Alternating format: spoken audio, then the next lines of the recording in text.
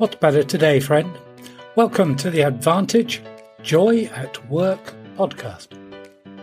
I'm thrilled that you've joined me here as I help marketplace leaders unstuck their true potential, to thrive in life and leadership, to build successful, sustainable business with collaborative, high-performance teams and joy at work with practical, neuroscience-based advantage guides and coaching. If you need an outside voice with a fresh perspective to challenge and empower you, your team, or business to a new level of performance and engagement, then let's talk now.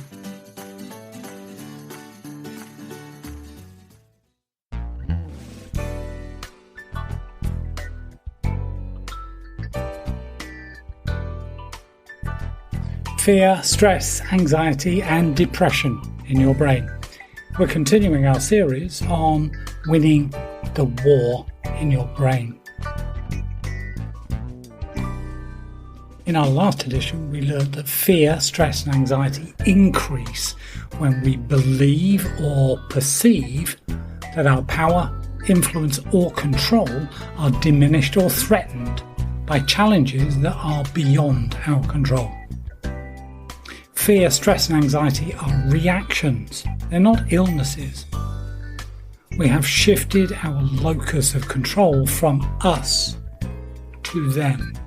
And there are similarities and differences between these reactions. And it's important we understand them so that we can begin to learn how we can control them. Internally, your reaction to fear, stress, and anxiety and depression are similar.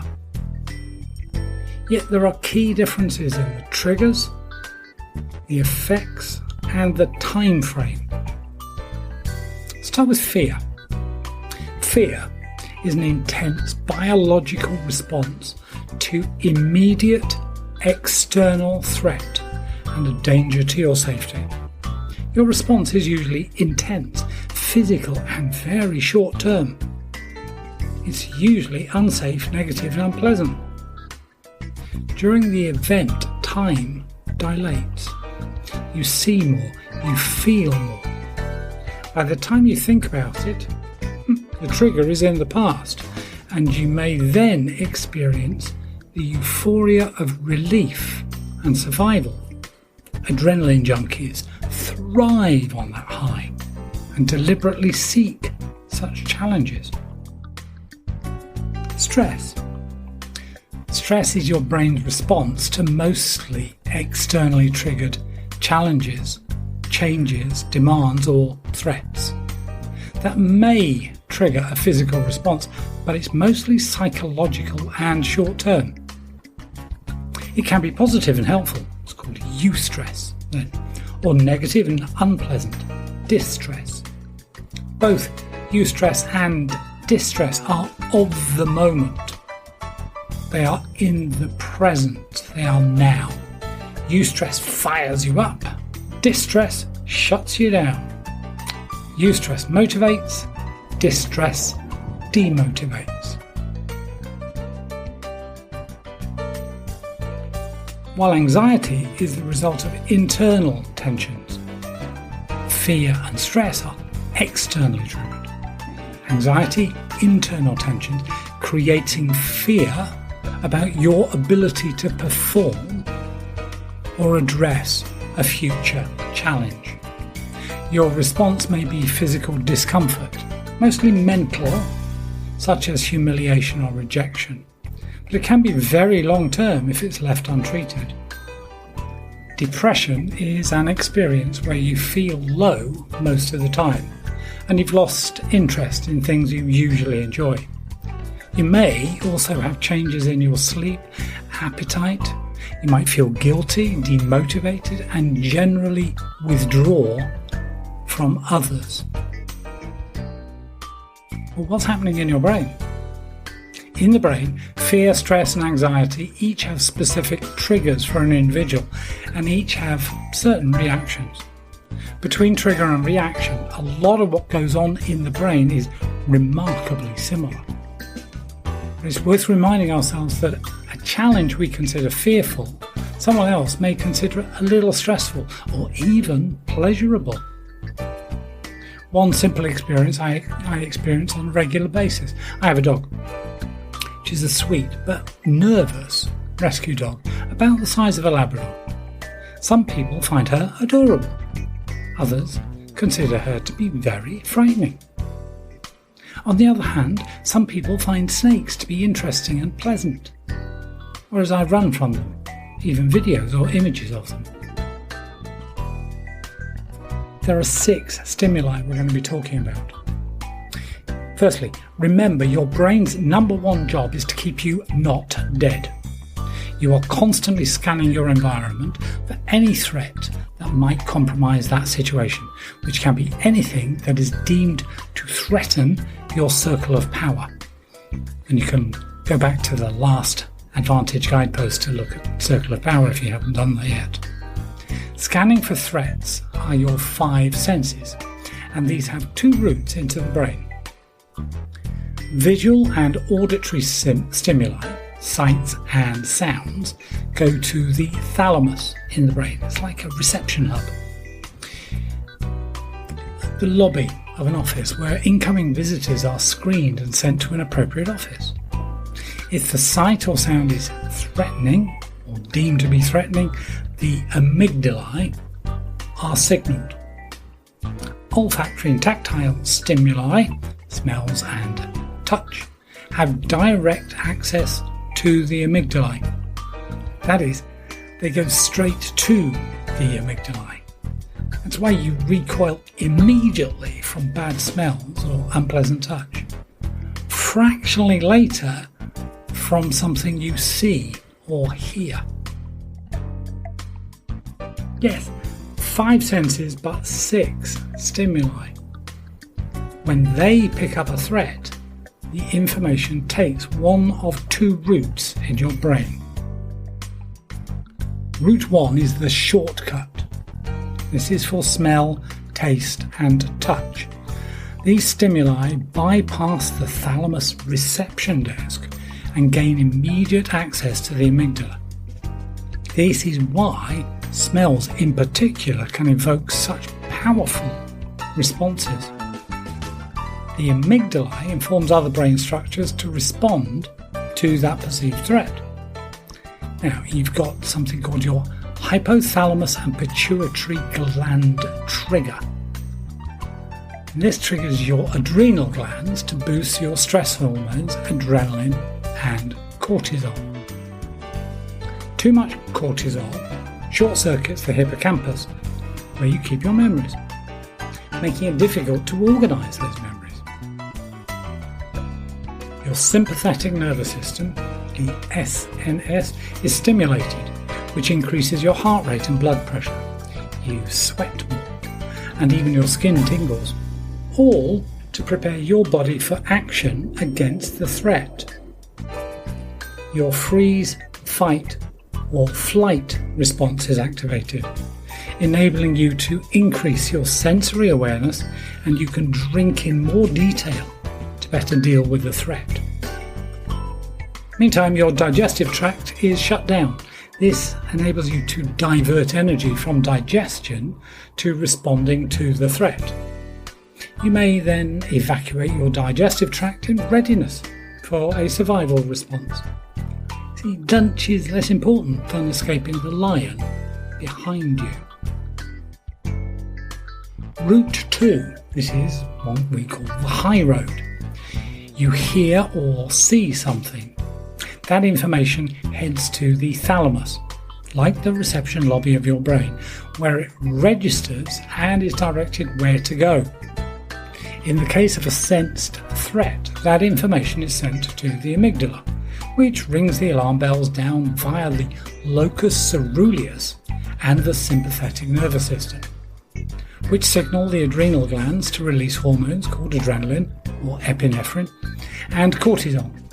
It shifts your heart rate and blood pressure up, shuts down your digestive system, and initiates your freeze, fight or flight response, just as we did in the shortcut version.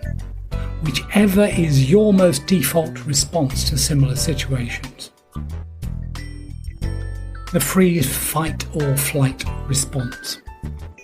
At first, your response to a new challenge is unconscious.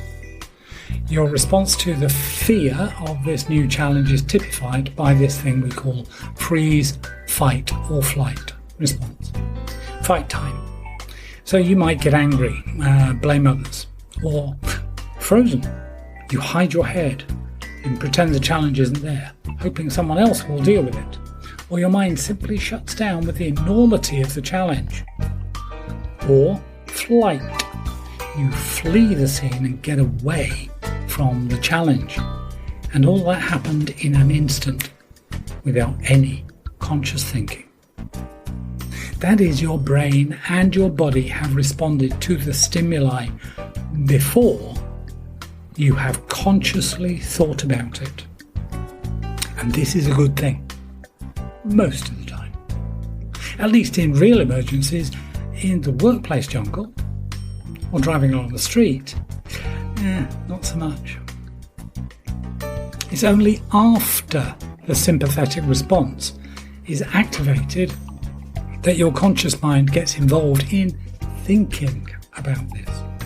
Some of the sensory information that was sent from the thalamus reception desk on a longer route through the cortex. Here, that sensory information is analysed and it gives meaning to what is seen or heard. If the threat has passed, then the prefrontal cortex, or PFC, the executive suite of your brain, is responsible for shutting the fear response down. It's like putting the brakes of a car beside the hot engine. Yeah, that's the way it is. Stress, or at least stress-inducing hormones, are essential to your survival, even in the modern world. Without cortisol, for example, your blood pressure would drop to dangerously low levels, and without immediate intervention, you die. Too little adrenaline, and you'd probably not react to real threats and also possibly die. Your brain would have failed its number one task to keep you not dead. Let's talk about distress, which is the one most people think about when we talk about stress. It's a chronic subset of the fear and anxiety response. It's when our brain's response continues to signal the production of more cortisol and adrenaline. The locus of control has likely shifted external to being at effect, and you believe your circle of power and influence is threatened.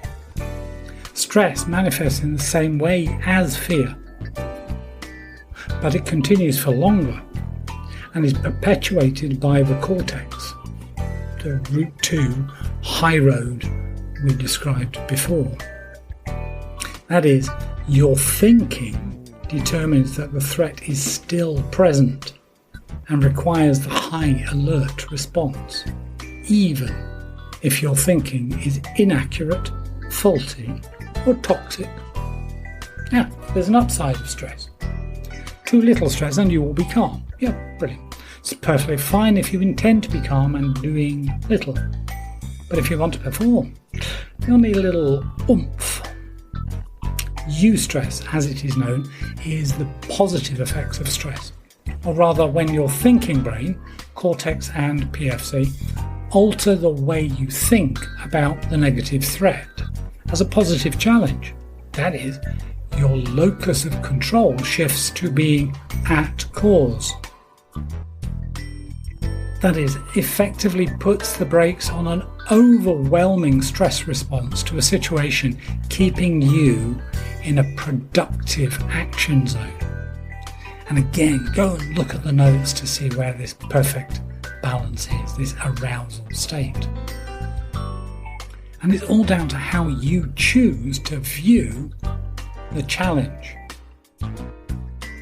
Anxieties and phobias and other toxic thinking. That's the sixth stimuli, by the way. The cortex, and especially the PFC, is where we also find our sixth stimuli. Yeah, your thinking, our thoughts.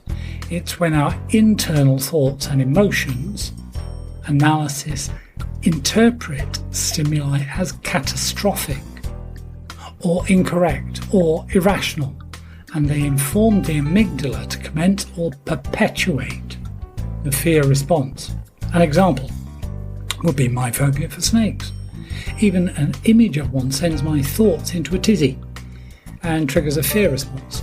Basically, our thoughts can be toxic, unhealthy, and unhelpful. When we worry about something in the future, our thoughts and associated emotions, probably from memories, real or imagined, informs the bed nucleus of the stria terminals, the BNST, to perpetuate that fear response, typical of longer-term anxiety.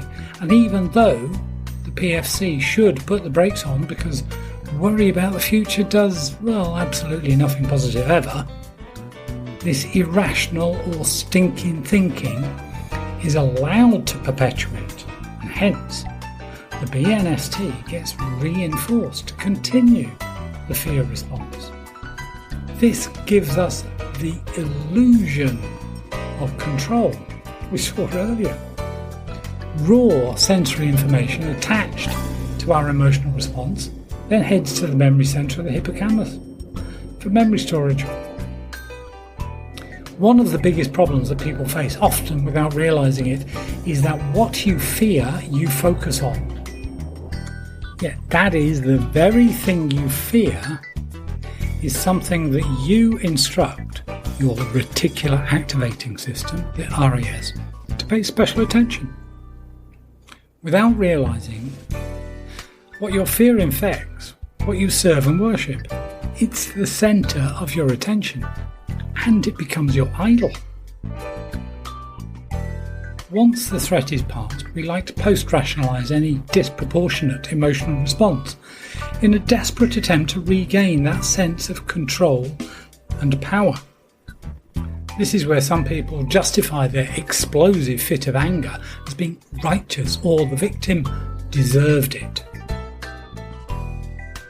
Or perhaps you feel guilty, self-criticise for a mistake or behaviour because you achieved less than optimal results.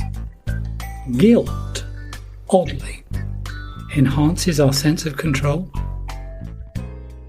Or perhaps you like to add on some deep shame, complete self-condemnation for your actions or behaviour, possibly the most difficult and painful emotion, causing feelings of disgrace and dishonour to the point where the sufferer may feel that they don't deserve to be helped, even by themselves. Oh yes, and we've got the amygdala hijack. Made famous in his seminal book on emotional intelligence, Daniel Goldman tells us that an amygdala hijack is an intense emotional reaction that is out of proportion to the circumstance. It is most often manifest as anger, even rage, and effectively disables intervention by the prefrontal cortex, cutting across the brain and avoiding feelings of guilt and shame, which might have helped you stop yourself at the time. So the next time you see a road rager, you know what's going on inside the brain. And depression. Anxiety and depression share overlapping symptoms, but where anxiety is a high energy state filled with active worry about the future and often something specific, depression appears as a low energy state, where there is a general dread about the present and the future. They can and do coexist in a cycle where anxiety can lead to depression and depression causes further anxiety. Hormonal imbalance has long been considered a major cause of depression, perhaps because this suits the pharmaceuticals industry. However, the neuroscience of depression is much, much more complex than that. Research is showing that depression isn't simply about having too much or too little of a particular brain chemical. The causes of depression are much more complex and may include faulty mood regulation in the brain, genetics, and stressful life events, and continued anxiety. For example, experts believe that stress can suppress the production of new neurons, nerve cells in the hippocampus, your memory centre, which appears to be smaller in depressed people. And activity in the amygdala is higher when a person is sad or clinically depressed. And this continues even after recovery from depression. So allow me to posit a theory that if our cortex adds a little guilt or shame to these events, we might create the perfect brewing conditions for depression. Now, I've got an important note here. If you have experienced anxiety for more than 2 weeks, you should seek professional help and guidance. Depression is deeply unpleasant and sadly pervasive, and it is treatable through counselling and, where appropriate, supported with proper medication. The timeline of fear, stress, anxiety and depression. As I was researching this, I began to notice a difference in the tense that people use when considering each facet of these phenomena. Fear is in the past. The event has already occurred. I am now reacting to the event. Stress is present. The event is taking place now and I am responding or reacting to it now. Anxiety is about the future. The event is in the future. I am reacting to or anticipating it now. And depression is future and ongoing. The events are now and in the future. I am feeling unable to respond appropriately now. Let's wrap this part and prepare for some pleasure, happiness and joy, okay? We know that a life without challenges simply doesn't exist. And if it did, it would be a slow tedium with no growth and hence only death. We know that to perform any task, our brain and body require a certain level of stress-inducing hormones. We know that we can feel threatened by anything that appears to take away our power or control over our own life. That can be as real as a lion bearing down on you at high speed as you cross its path, or as innocuous as a beep on a smartphone. We also know that our own thoughts can, and often are, the source of our own worry and anxiety, whether factual, real, or not. The fear response is essential for survival. Less so now perhaps than for our cave-dwelling ancestors. However, the Bible tells us to fear not, or similar words, 365 times. That's one for each day of the year. Fortunately, there's also a flip side to life beyond stress and performance. There's pleasure and happiness and even joy this side of heaven. Next Advantage Guidepost, that's what we're going to be doing. It will be time to take a look at joy, happiness and pleasure in your brain.